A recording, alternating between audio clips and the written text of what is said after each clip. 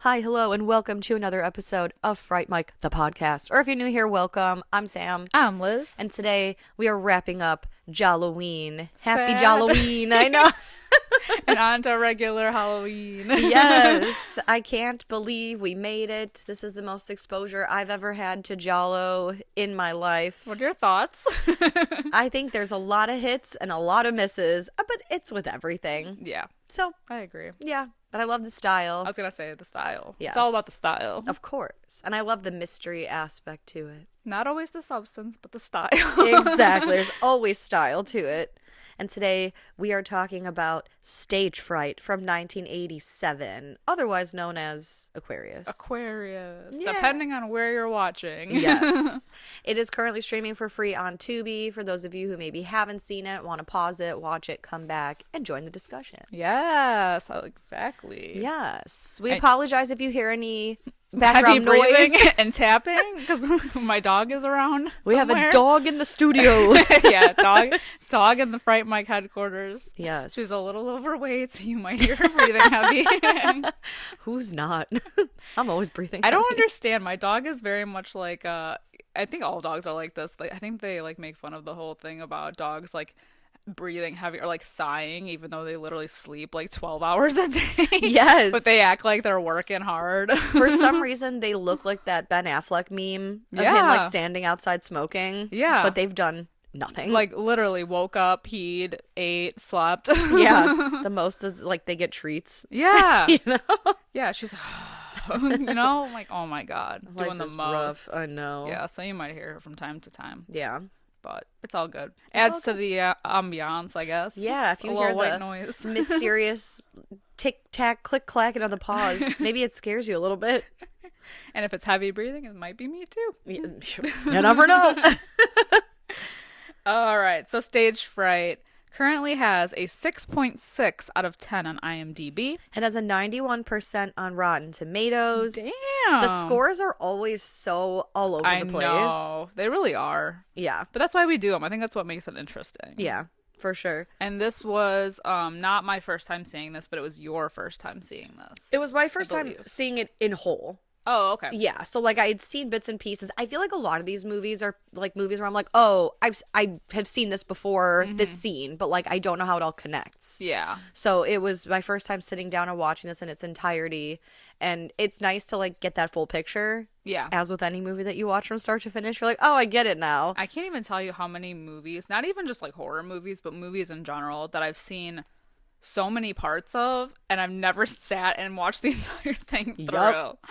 Like, I could make a list because there's so many. For sure, and it makes you feel like you've seen it, but I have no idea. I know, and I always feel like I come in at like the same part every time. Like if someone else is watching it or if it's like on, I don't know. Absolutely. Like, yeah. Well, especially when like cable was a thing or satellite was a thing. Like I just remember coming home from school and it was like the same 8 movies would always be playing on like the movie channels, and so I feel like I'd always come in at like the same parts. Yeah. And at like so many movies I'm like, oh, that's how this started. I've never caught it from the beginning. Back before you can rewind or start over. Exactly. Before TiVo even, and now TiVo's not even a thing. Oh my god. I know. No. It's crazy. But I really like Stage Fright. I think it's like really underrated, honestly. I think I even did a TikTok on it before, just talking about how like no one really talks about this movie, and it's like a fun slasher, and it's pretty gruesome. Yeah, very bloody. Yeah, Very bloody, very cool. And I feel like it's got a really good pacing to it as well. it does. It's a quick watch. Yeah. Some of these other Jollos I feel like can feel like, even though there may be like a 93-minute runtime, they feel really drawn out at points. But this, I think because it's a single location, it really keeps it moving. I love a single location. Me too. And this killer is just is brutal. I mean, nobody is safe, and it begins with a murder musical. Who doesn't love a murder musical? Love it. And I love the owl head. It's we've creepy. seen it, yes, like we've seen it here before when we covered Phantom of the Paradise, and we're seeing it again now. There's something so off about a man with an owl head.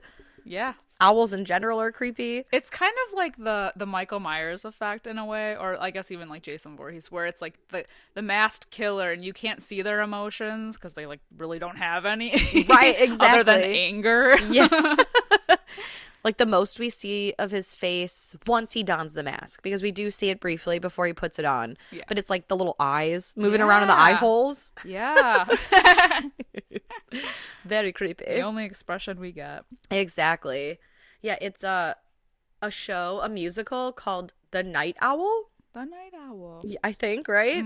Isn't that Yes. Yeah. See? Simpatico.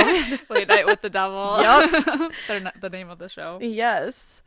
And they're rehearsing, and I just love that it's like it's a hooker, and then she's getting murdered, and there's that like random saxophone player that like busts it into like the musical portion. Everyone's dancing. I was like, what the fuck? I love it. I do too. But the director of this production is so serious. He's so mean. Yes. He's a real piece of shit, but he is like very much, even though it's like kind of a ridiculous musical, he's very like, you know, it's my craft. Yes. I am the director. Yeah. And of course, like everybody else is kind of like a goofball. They're like throwing sex dolls around.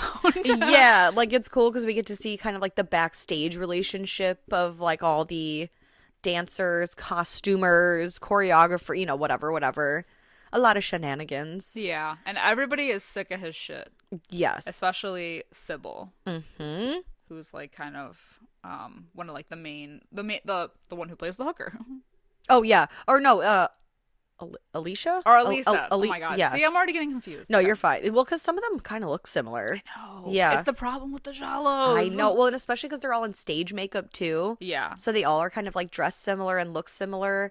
And I mean, I need to talk about the wig that she wears too. Like that short white stringy bob. I don't even know. That thing is crazy. It's crazy. She looks much better when she takes it off. The makeup's kind of Black Swan-ish. Yeah. Oh my god, so much better.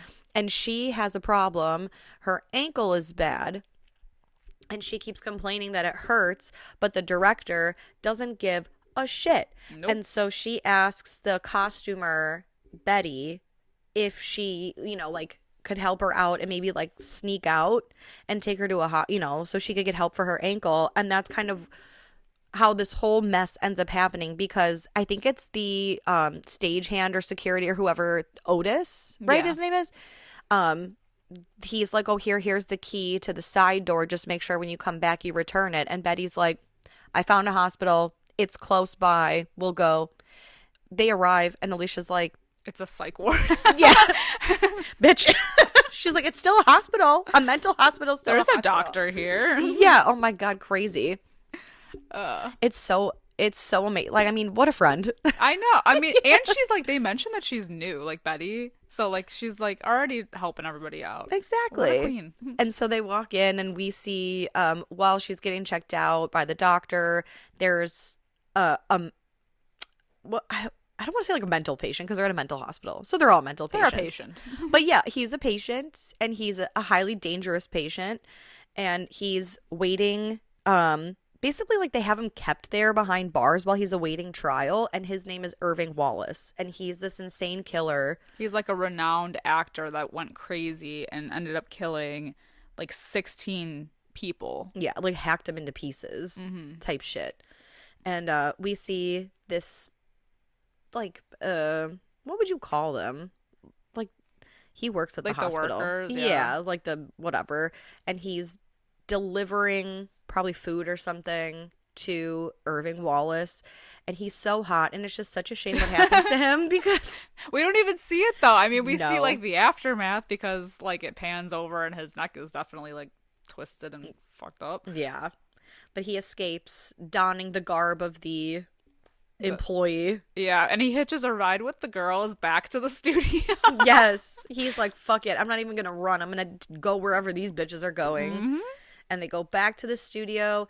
They go inside, but then Betty realizes that she left something in her car. And so she goes back out. And mind you, she still has the key to the side stage door. And while she's out there, she gets got. Pickaxed. Mm-hmm. Oh, in the mouth. Ugh. And we see the key. We pan over, and it's dropped. And it's raining, by the way. Heavy thunderstorms, which will come into play later. Yeah. Because nobody can fucking hear anything, apparently, over a thunderstorm. No. And especially when you find out how close help was on the other side of the door. Like, you could definitely fucking hear that. Yeah, for sure. Like, we'll get to it, because I'm going to bitch about it later. Okay, perfect. But Alicia ends up finding Betty's body because she goes back in and Peter like throws a fit because she left and she gets fired from the production. Mm-hmm. And replaced by Laurel. Yeah, Laurel. Who is like, can't wait. Yeah. She just can't wait. She's been waiting for this moment her entire life. She's a thirsty bitch. Yeah. She's the Nomi Malone of this. She'll push your ass down the stairs. Oh, for sure. Mm-hmm. She just has like the look of evil. For sure. So yeah, Alicia ends up finding Betty's body. And so then they end up calling the police because they're like, holy shit, there's been a murder. Mm-hmm. But yet Peter's like, the show must go on. And he views it as like fantastic publicity because they make mention that the show's going to open in, I think, like 10 days or 7 days or something like that. And he tells, there's like a financier for the show, and his name is Ferrari. Mm-hmm.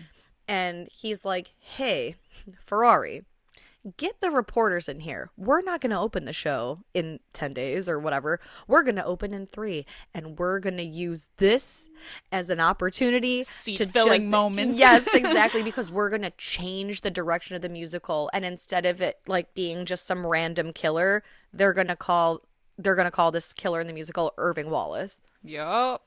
And really capitalize on the killer of the moment. What a piece of shit. I know. But the crazy thing about this place is that it looks like a high school auditorium. Yeah. You know what I mean? Like, it's not like a theater. Right. It's like literally in the middle of nowhere. It's like some fucking random building, you know, like the Fine Arts Center. Yeah, the community center. Yeah, exactly, the community center. It's not like downtown in a city with like, you know, neon lights and a right. marquee. Like, it's nothing like that. So it's crazy that this is such a big deal for him. Mm-hmm, mm-hmm. Hey, he's gonna take his moment. He's gonna have his moment in the sun if it kills him. Which, you know, maybe. Or whoever else it kills. Exactly. He don't care. And so he's like, we're locking ourselves in and we are rehearsing all night because we are going to get this shit right. And everybody is pissed. They're like gonna revolt. And he says, may I remind you, bitches, that before this show, what were you doing? You? Oh, nothing? That's right. And then he's like, oh, and Ferrari's also cutting your checks, like, as we speak. Mm-hmm. So, I mean, money talks. They're like, yeah, true. I just think it's a wild move, not only to have them hide the key so that no one can find it and get out, because apparently there's like one entrance to the whole place. Right. But also the fact that he had the killer be like basically replicated to the real killer that just killed someone. Yes. Like a lickety split. He did not blink. He's like, this is what we're controversial. doing. I know. I mean, that would probably get people in there. You know, that's what makes people infamous. And I guess bad publicity is publicity. It's true. They may be talking shit, but at least they talking. Yeah. Yeah, nah? That's a wild move on his part. But, you know, Peter, he's a man of opportunity. It's very true. Very true. And so they were like, oh, in order to make you guys feel more safe while we're practicing all night, we're going to basically plant a cop car with 2 cops right outside the door. Keyword, right outside the door. Yes. Like, we cut to the cops sitting outside multiple times. And their car is parked, I would say, 3 feet from the door. Yeah. Maybe. Mm-hmm. They're right there. It's ridiculous. That comes into play later. Of course. Pretty soon, actually. Yeah. Stupid. It's ridiculous. And the amount of times also that they cut back to these cops just like dicking around too. Yes, like doing absolutely nothing. Yeah. They remind me of a lot of the cops in like The Crow, where it just cuts to them Yeah. Or chilling. not a horror movie, but the movie Big Trouble. So if anyone's seen that one, like I love that movie so much. It's a comedy, but that's kind of they get involved in the plot eventually, but at first it just cuts to them like on a lot of stakeouts Yeah. before they get involved. I've never seen that movie. It's so good. I know. You'd think after hearing you talk about it for all these years, I would watch it. It's just like ridiculous and funny. Yeah. Like it's just a goofy movie. But yeah. So it's that kind of thing. Just two cops randomly there. It's whatever. like such a slapstick moment in the middle of this like brutal slasher. Yeah. It's like these two idiots. Yeah, we cut away to like comedic relief, I guess. Yeah. Yeah. And so while everyone's rehearsing and going through these new kind of like changes to the musical, we see Laurel, who is going to the wardrobe room basically, and while she's in there, somebody comes in and is harassing her, and she thinks that it's Brett. And so it really escalates when she locks herself in a fitting room and she can see the shadow of somebody outside, and she screams for help, and the attack stops. And I think the director comes in with like another person, and she's like, oh, it was Brett. But little do we know, or little does she know, but we know that Brett is currently getting mutilated. Yep. And he's the one who dons the owl costume Yes. in the play. Mm-hmm. But now the actual killer is donning the owl costume. Of course. And they call him to set. Which is great. It's such a good scene. It is. Because she is doing her thing, up on the stage, and he's just standing there. And obviously Peter is giving direction, and he's like telling him, like, he should know by now, because he thinks it's Brett, like what he's doing. Mm-hmm. And the fact that he's just kind of standing there, like, all creepy. Yes, and it's supposed to be somewhat of a seduction scene. I don't know if I have the right audience, but for those of you who have seen Center Stage, it's very, like Cooper Nielsen's play when they're in the bed and they're doing the seduction ballet. And so he's like, you have to, like she's seducing you. Come to the scene or whatever. And he's screaming for quote unquote Brett to kill her, Corinne, the dancer, and he pulls out a knife, and Peter's like, no, what are you what the fuck's the knife for? And everybody is watching and no one is doing anything. No. Now this was the most shocking part of the movie to me, that like she's getting stabbed and everyone is realizing what is happening, and yet nobody seems panicked and nobody goes to help. I feel like it's one of those moments where you like don't believe, like a surreal thing, like you don't believe it's happening until you're like, because obviously by now things have changed with the production. Yeah. To the fact that to the point of like we're already using like a real killer. I mean, like they don't know that, but like they're using the name of a real killer. So they're like, what else has he got in store for us today? Right. That's the only explanation as to why, other than like them not believing it's actually happening, as to why these people won't do anything. But I think so what disturbs me the most is like what comes after, because they watch her die and then they all walk up to her because the killer like runs off stage, presumably to hide, whatever. And so they walk up to her, and the whole cast and crew walk up to her, and they're like, oh, that looks bad. Where's the key? Hey, and they're like poking her as she's dying. They're like, excuse me. Because she's the only one that knew. She's the one that hid the key. So she's the only one that knew where it was. Peter told her to hide the key. And so they're like basically poking her as she's dying. And they're like, oh, she's dead. No one's panicking until they go to the door and realize that both locked. keys are. Yeah, and then everyone freaks out. And then they're locked in with the killer. Yeah. I was like, y'all are fucked up. Like, this is crazy. And not only that, a bunch of the lights go out, too. Yeah. So they're, like, basically in the dark. Yep. Like, literally, figuratively. Somebody goes to use the phone, but the phone line is cut. And, it's like, it's so crazy because now that they're panicking, they decide that they're not going to split up. This is like the one movie where like white people are like, we should stick together. Yeah. I feel like white people are always just like, I know, everyone's splitting up. Exactly. And so, except for Ferrari, who's still counting the money and cutting the checks. you know, what's important to a man is important till the day he dies. He's like a killer on the loose. A woman just died. I'm still making the money though. Exactly. Still got to count my money.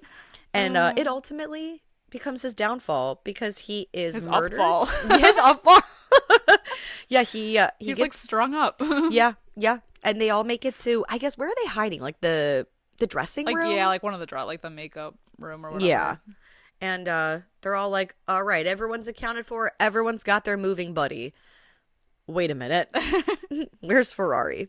And so now they're starting to like splinter off. They're like, everybody stay here with the exception of me, Peter, and who does he take? Danny. Yeah, everybody else stays because they were gonna stay together, but Alicia says that her ankle is like too messed up to go any further. Like, and she's like, "I'll stay behind," and then he's like, "No, you all stay behind with her." And I got this ankle really picks and chooses when it wants to work. I know. You know what I mean? I know. She was running a little bit later in the movie. Oh, for sure. She's like, I just couldn't possibly go out there with my ankle. And then later she was like, get me the fuck out of here. He's like, can you walk? She's like, oh yeah, 100%. Yeah, why doesn't she just jump on someone's back? Right. Piggyback that shit. If my ankle was fucked up and there was a killer on the loose, I would bust my ankle running out of that place. You best believe it could be broken, bone protruding, and I would still. That fight or flight Hack is so that boy off and just exact. Man up, rub some and dirt hop on my it, and way get out the of fuck. there. Yes, I'll fucking figure it out.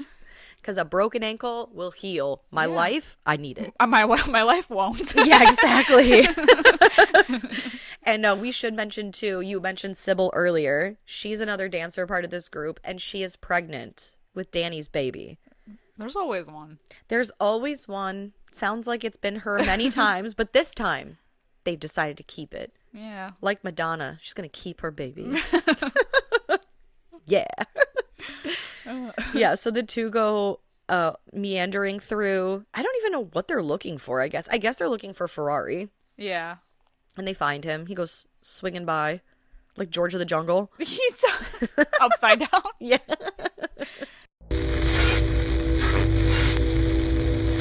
Enjoy the podcast, like what you hear, and you want to hear more? Well, you're in luck. We have a Patreon. That's right. If you don't know, we talk about new movies on our Patreon. We do monthly rewinds so that way you can find out what we are watching between our main episodes. Sometimes we craft spooky cocktails to match our theme of the month and watch parties galore. So much fun over there. Head over to patreon.com/Fright Mic podcast to check that out. Again, if you want to hang out with us a little bit more, then support us over on patreon.com/Fright Mic podcast. And we'll love you forever. Okay, bye. But the killer goes back to the dressing room and busts his way through with like he has like an axe, I think, but what he gets through is the drill. Yes, the power drill. Which, cause like Mark is trying to hold back the door and he gets drilled. Oh, Trying to do that. Oh, terrible. I'll never understand that. Like, you know how when people in movies, like someone's trying to get in through the door, but the like main character will stand right up against it? Yeah. Why? No clue. No clue. I don't know if my body definitely wouldn't hold a door. Yeah. But also the amount of weapons that can come through a door. Exactly. It never makes sense to me. Yeah, well, especially because like a lot of movies too, like people shoot through doors too. Yeah. Like I would make myself as small as possible and hide behind as many things as possible. I'd rather like run away from the door, pick up a chair, and then anticipate the door opening and then like whip him with a chair. Exactly. 100%. But it seems to be a theme in these Jollos where they see someone coming through the door and they're, they just decide they're going to stand there in horror and watch. Yeah. And do nothing actively or remotely helpful. True. Yeah. True. No one's resourceful. A lot of door trauma happening here. Yeah. Like, I mean, even during this scene before Mark gets drilled through, Sybil, like, what's her face? Alicia, who has the bad ankle, suddenly springs to action to help. And she's like, Sybil is just standing there screaming. Yeah.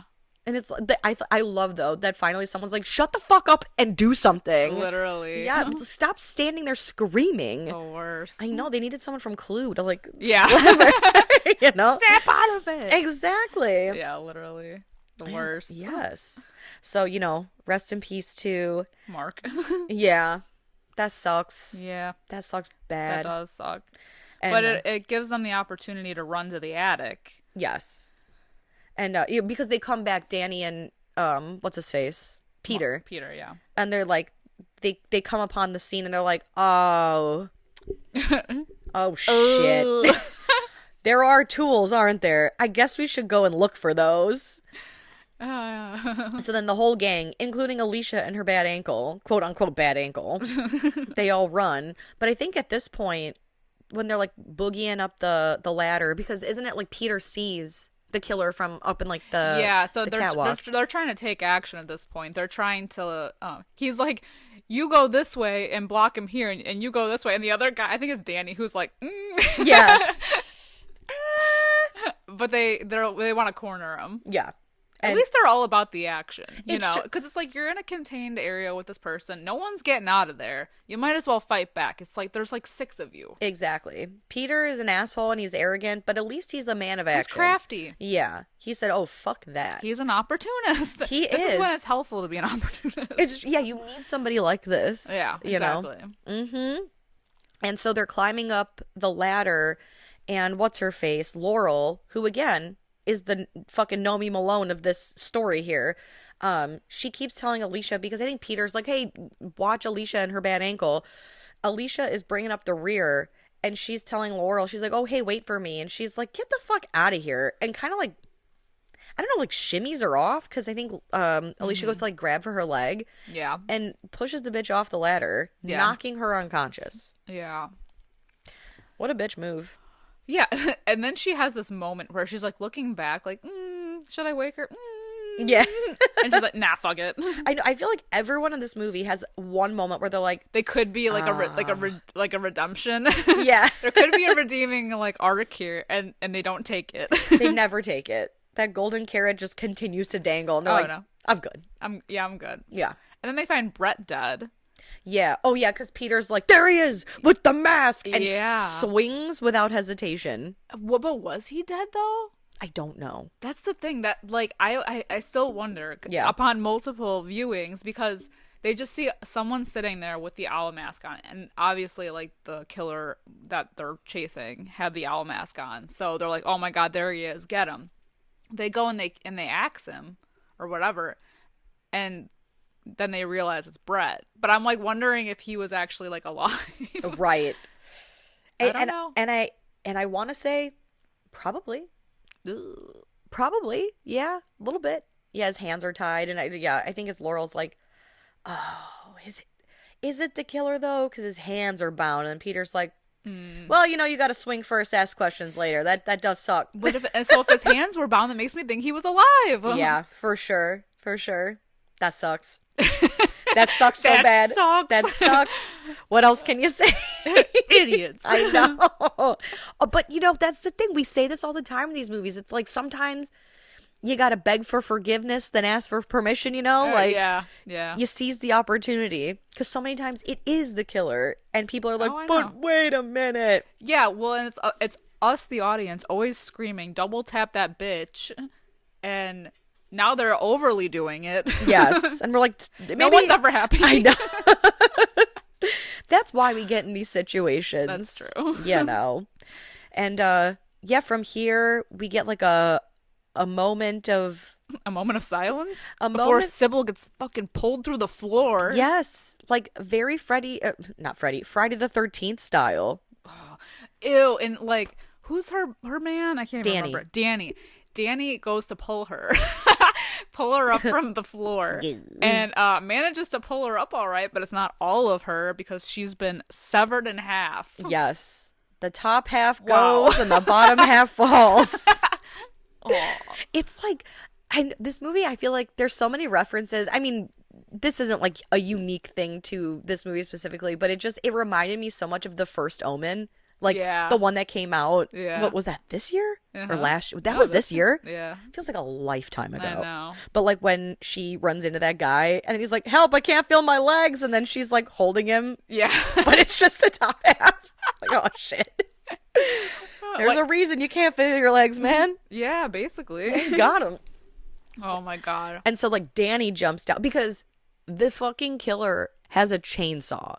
And so Where the fuck did he get a chainsaw? suddenly chainsaw. I don't know. Chainsaw. I They're don't I know. swear to God, they're spawning weapons this whole movie. Yes. That's why I could never keep track of when he has what, because at some point he has an axe, and then he has the pickaxe. Yeah, which by the way, he was outside. Yeah. Where did that come from? I know. You know? He's not Harry Warden. Where the fuck did you get that? What kind of theater needs a chainsaw? Yeah. What kind of production are you putting on here? And so Danny jumps down with the guy wielding a chainsaw, and I don't know what he thinks he's gonna jete over and subdue him. He's gonna plie, because he gets fucked by the chainsaw. Yeah. You go up against someone with a chainsaw, nothing is ever gonna come up clean. You're not gonna win. No. It's got a lot of reach. Because even if you miss with a chainsaw, you're still gonna hit something. 100%, 100%. And then it is great because we're now facing Peter. Oh yeah.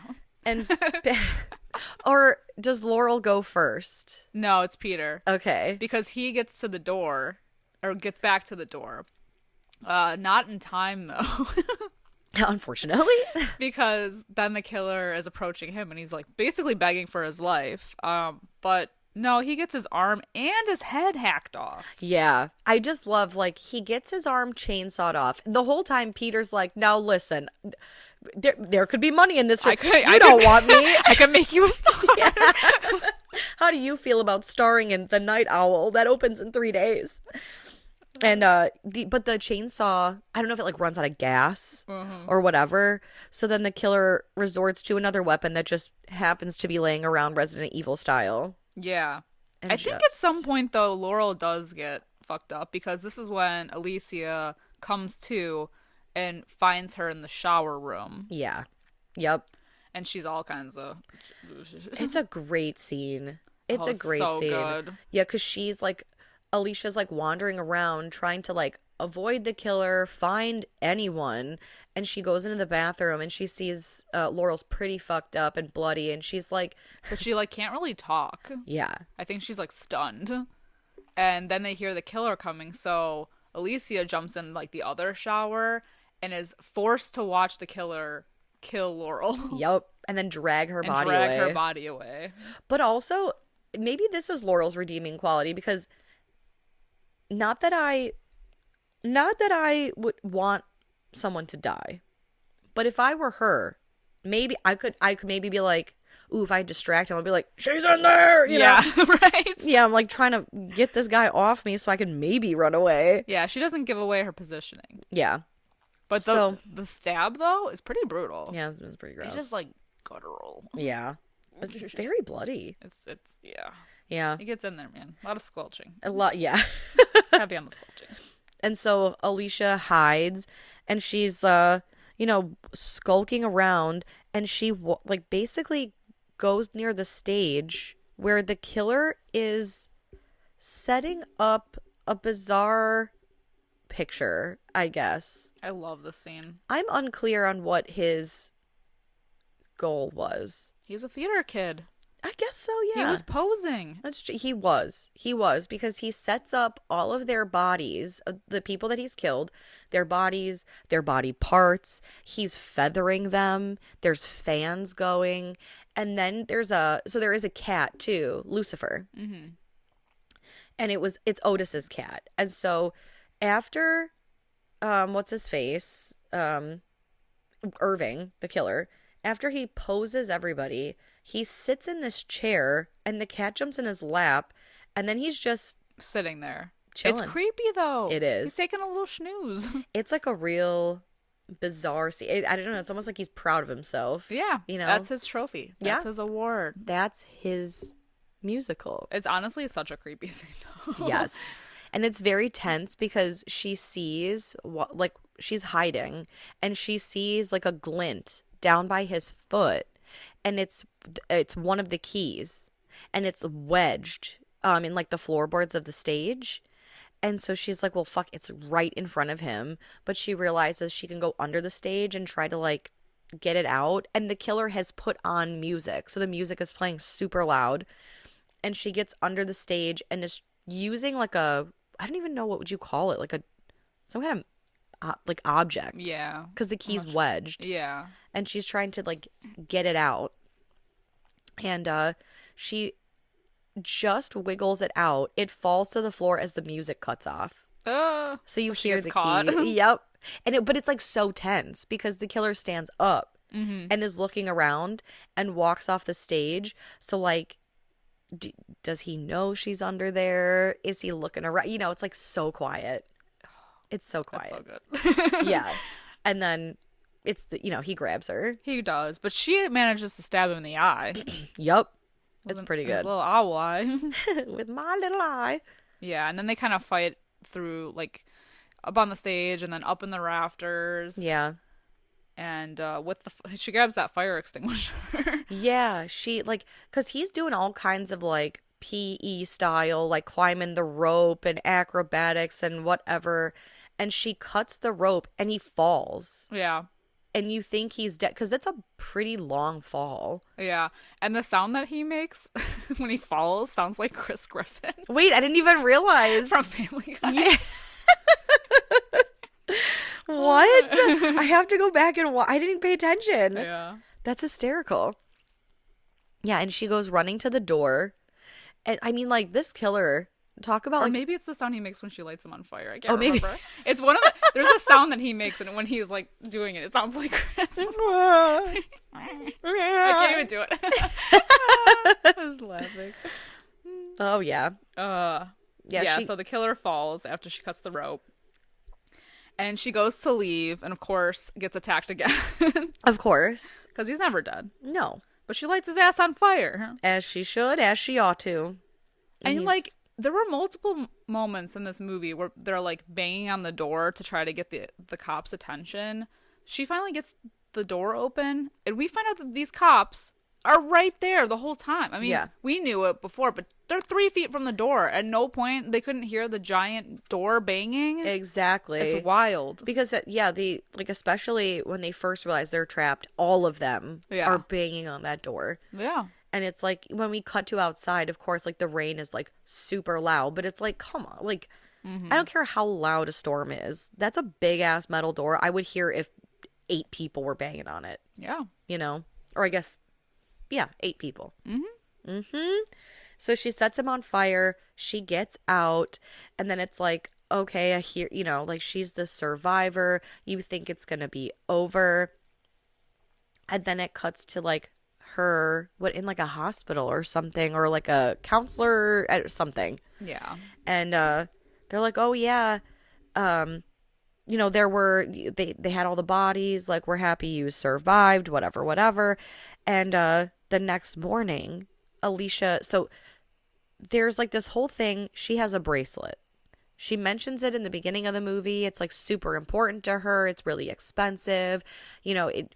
She wants to keep it, but like, whatever. And so she realizes probably in the tussle, she lost her bracelet, and she goes back to the scene of the crime and it's all, like, blocked off. But Otis is out there. Or no, his name's not Otis. Willie. I don't know why he looks like an Otis to me. Sorry. It's been Willie the whole time.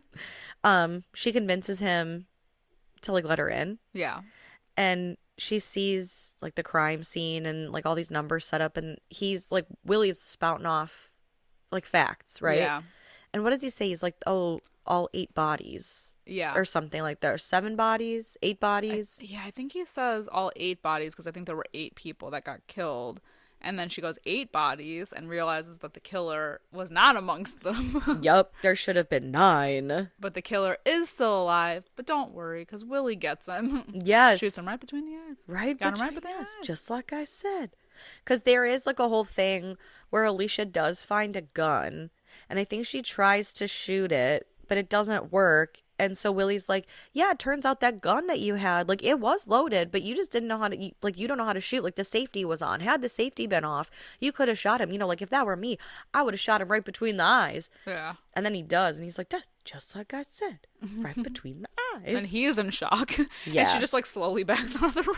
Yeah, it's, like, so awkward. They're both just, like, traumatized. Yeah. Two traumatized people. Yep. And that is Stage Fright / Aquarius. It's a good one. It really is. It's a good one. It's a tight little movie. And I for like free it. on Tubi? And for free. Crazy. So what'd you think of it? So you liked it? Yeah, I really liked it. It was nice to kind of see like all the pieces come together. Because like, I mean, there were like a couple scenes I saw, especially with that Peter guy. He reminds me of that guy. What's his name? Peter. Is it Peter Gallagher from the OC? Oh, yeah. And Center Stage and all that. Man, I feel like there's like a theme of piece of shit Peters. Yes. From Black Christmas. Yes. Peter. Yes. So true. You never trust a Peter. Never trust a Peter. Oh yeah. No, but this was good. This was really good. I would watch this again. Yeah. Super entertaining. For sure. I laughed. I screamed. And horror. I know. I cried when Lucifer the cat made it out.